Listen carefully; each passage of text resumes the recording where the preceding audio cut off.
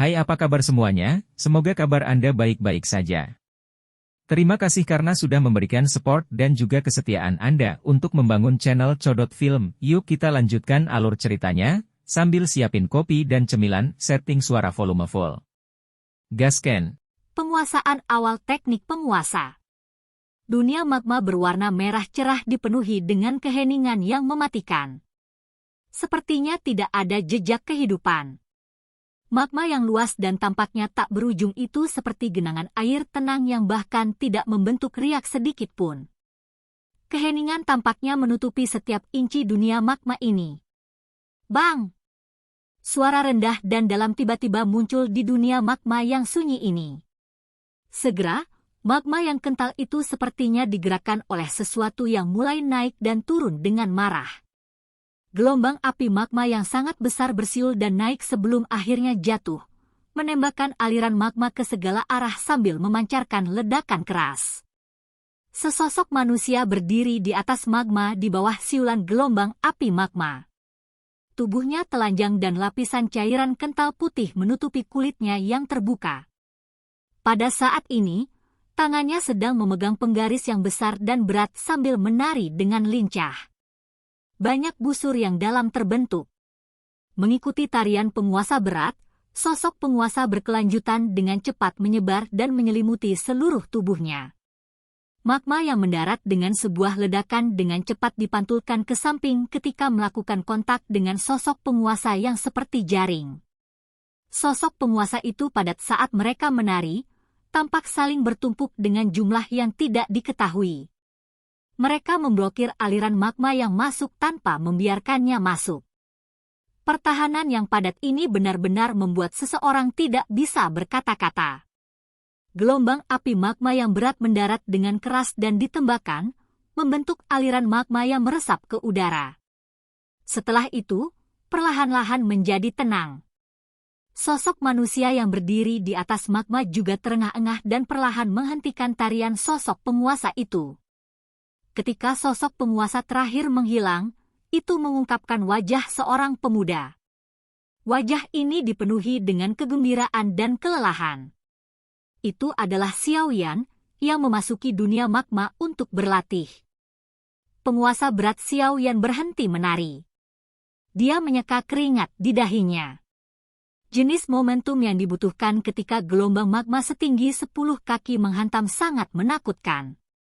Itu benar-benar memaksa seseorang untuk memusatkan semua perhatiannya. Jika tidak, jika aliran magma panas itu mendarat di tubuh seseorang, kemungkinan daging seseorang akan segera berubah menjadi daging panggang. Xiaoyan menghentikan pelatihannya. Baru saat itulah dia merasakan gelombang mati rasa yang ditularkan dari tangannya. Dia menunduk dan melirik penguasa Xuan berat, hanya untuk melihat bahwa itu ditutupi dengan magma. Suhu panas mengikuti tubuh penguasa dan menyebar, menyebabkan tangannya menjadi panas membara. Namun, untungnya suhu kecil ini tidak dianggap sebagai masalah bagi Xiaoyan.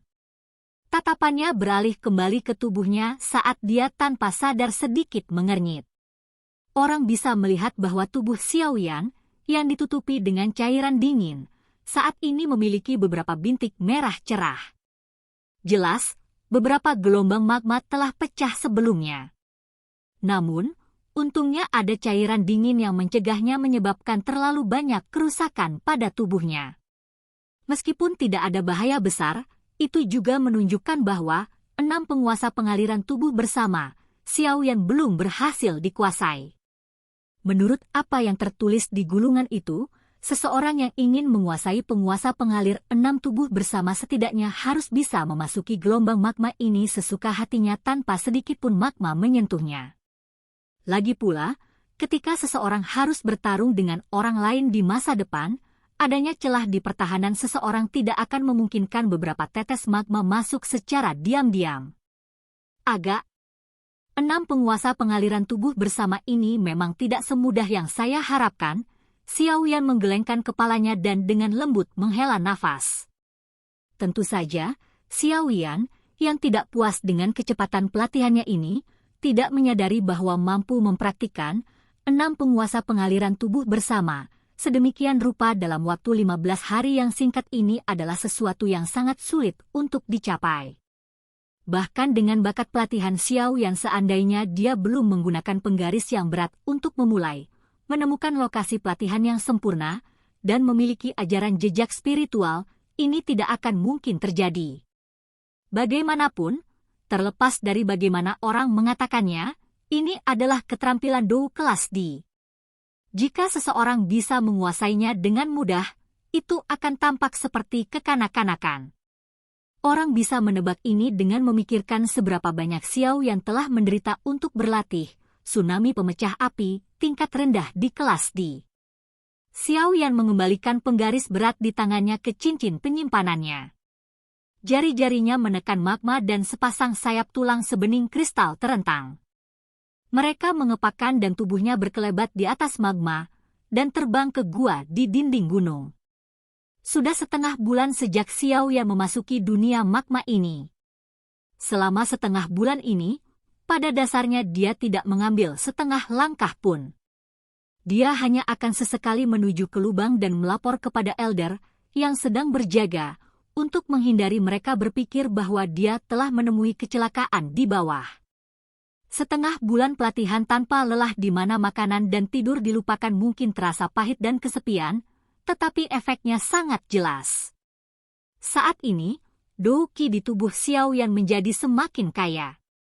Menurut indranya, dia sudah secara bertahap bergerak menuju level bintang Dou Huang. Selain itu, dia tidak tahu apakah itu karena energi afinitas api yang sangat murni atau apa, tetapi Xiao Yan telah menemukan bahwa Dou Qi di dalam tubuhnya tampaknya menjadi jauh lebih panas. Tentu saja, dia juga mendapatkan hadiah karena menjadi lebih akrab dengan 6 penguasa pengaliran tubuh bersama.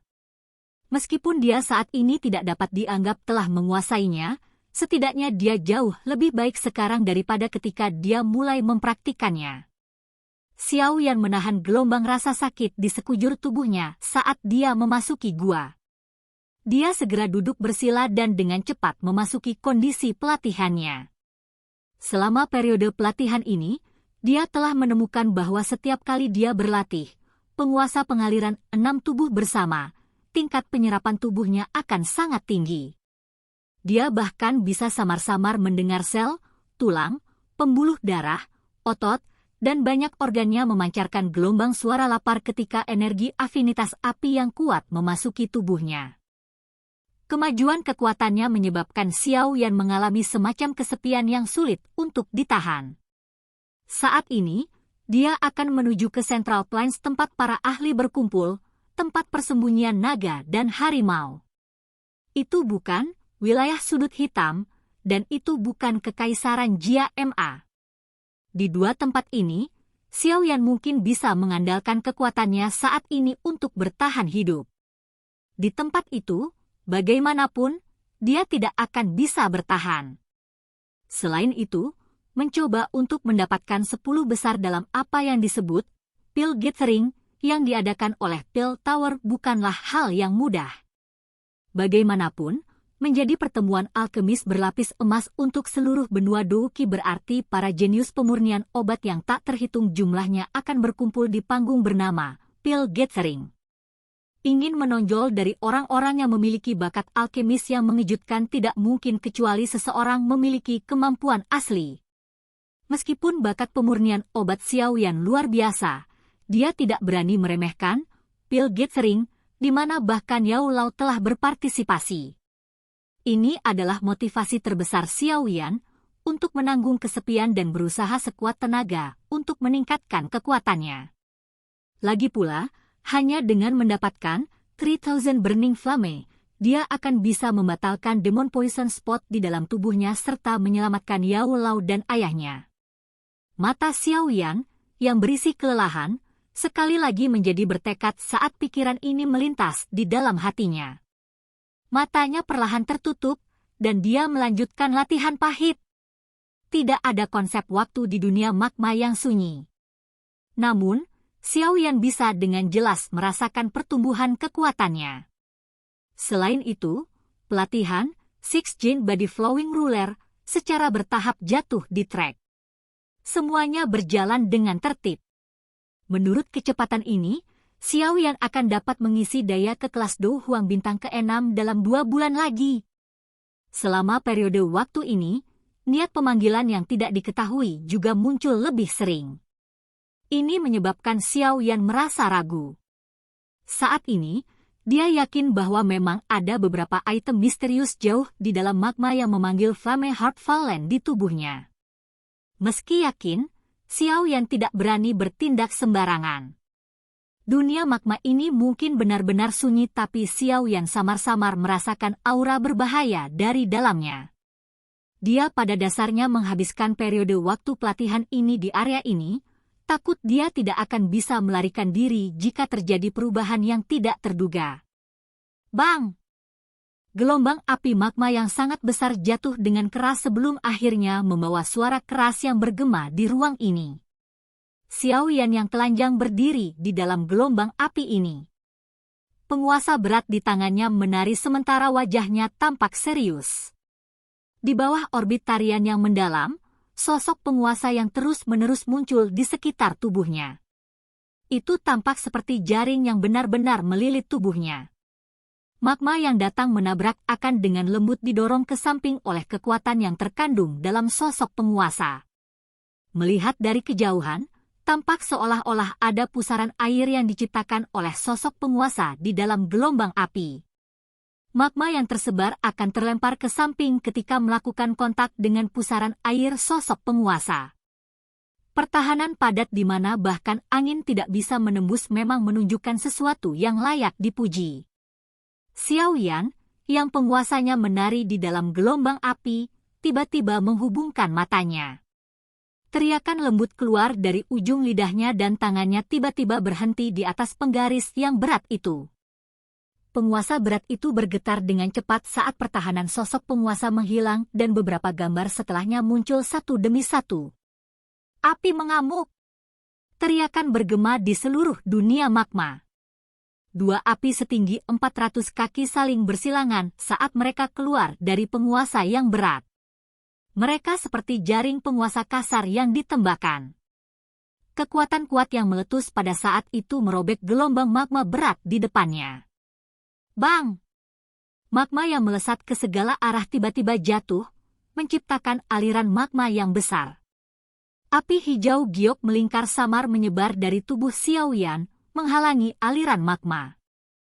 Kegembiraan melonjak ke mata Xiao Yan saat dia menghadapi magma yang mendidih ini. Mampu melepaskan Raging Flame dari Six Giant Body Flowing Ruler, berarti dia bisa dianggap memiliki penguasaan awal. Prestasi ini didapat dalam waktu kurang dari sebulan. Kecepatan seperti itu dianggap sangat cepat. Kemungkinan bahkan Xiao Yan sendiri tidak pernah mengharapkan ini. Xiao Yan menghirup udara panas, membuka bibirnya, dan tersenyum. Dia baru saja akan kembali ke gua untuk beristirahat ketika ekspresinya tiba-tiba berubah.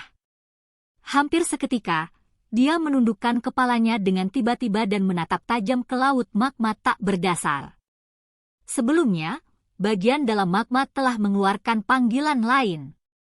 Selain itu, kekuatan pemanggilan kali ini lebih kuat dari waktu lainnya. Di bawah, apa yang ada di sana?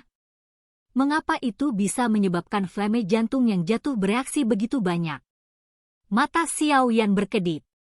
Ekspresinya juga sedikit berubah. Dia menjadi sangat ingin tahu karena pemanggilan yang tidak diketahui selama periode waktu ini. Namun, dia tidak mau menyelidiki secara acak karena kehati-hatiannya. Hari ini, bagaimanapun, dia agak tertarik. Mungkin akan ada beberapa hal yang tidak terduga di bawah. Kali ini, dia akan mengambil resiko sekali. Silahkan pergi ke. Oke guys, jangan lupa like, comment, share, and subscribe di channel Codot Film. See you next video, peace out and bye-bye.